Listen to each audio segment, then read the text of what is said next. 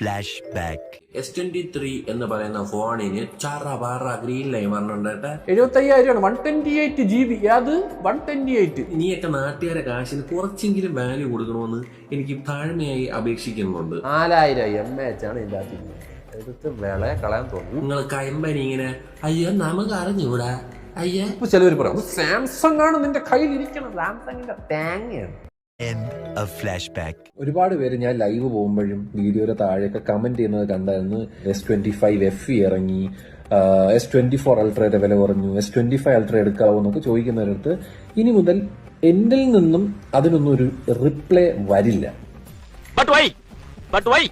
എന്ന് സാംസങ് ആൾക്കാർക്ക് green line ഇഷ്യൂവിനൊരു proper ആയിട്ടുള്ള ഞങ്ങളൊന്നും കാണുന്നുമില്ല കേൾക്കുന്നുമില്ല, അതായത് നിങ്ങൾക്ക് സോഫ്റ്റ്വെയർ അപ്ഡേറ്റ് വെച്ചാണ് ഈ ഒരു സാധനം വന്നെങ്കിൽ നമ്മൾ ഫ്രീ ആയിട്ട് ഡിസ്പ്ലേ മാറ്റി തരും എന്ന് പറയുന്ന ഒരു സാധനം വരുന്നവരെ ഞാൻ ഇനി സാംസങ്ങിന്റെ ഒരു സാധനവും ഈ ചാനലിൽ ഇടില്ല. അതെന്നാ വർത്താനം പറഞ്ഞു പോയെ. ഇനി വരാൻ പോകുന്ന ഫോൺ ആയിക്കോട്ടെ, ഇനി വന്ന ഫോണുകളായിക്കോട്ടെ, സാംസങ് ഡിവൈസിനെ പറ്റി എന്റെ അടുത്തൊന്നും ചോദിക്കരുത്. നീ മരണമാസാടാ, വേറെ ലെവലടാ നീ. നമ്മൾ വിചാരിക്കും ഈ ഫോൺ ആദ്യം യൂസ് ചെയ്യുമ്പോൾ അടിപൊളിയാണെന്ന് ഫീൽ ചെയ്യും. അൺഫോർച്ചുനേറ്റ്ലി ഇപ്പോഴത്തെ അവസ്ഥ അതല്ല. വിത്ത് സോഫ്റ്റ്വെയർ അപ്ഡേറ്റ് ഒരുപാട് പ്രശ്നങ്ങൾ ഫോണിന് വരുന്നുണ്ട്.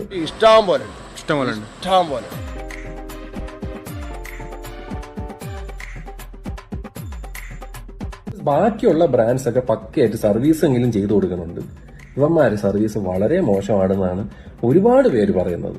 നീ എന്റെ പുകയും കണ്ടിട്ടേ പോത്തുള്ളൂ. നിർത്തി അവമാനിക്കുവാണെന്ന്.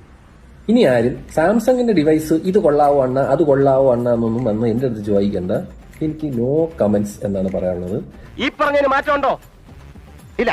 And my whole reason is, എന്ന് ഇവർ ഈ ഗ്രീൻ ലൈനിന് ഒരു പക്കയായിട്ടുള്ള ഒരു സൊല്യൂഷൻ കൊണ്ടുവരുന്നു അന്ന് I will think about reviewing another Samsung device. നീ കൂടെ ഉണ്ടാവില്ലേ? കട്ടയ്ക്ക് കൂടെ ഉണ്ടാവും, കട്ടള പോലെ പുറകിലുണ്ടാവും.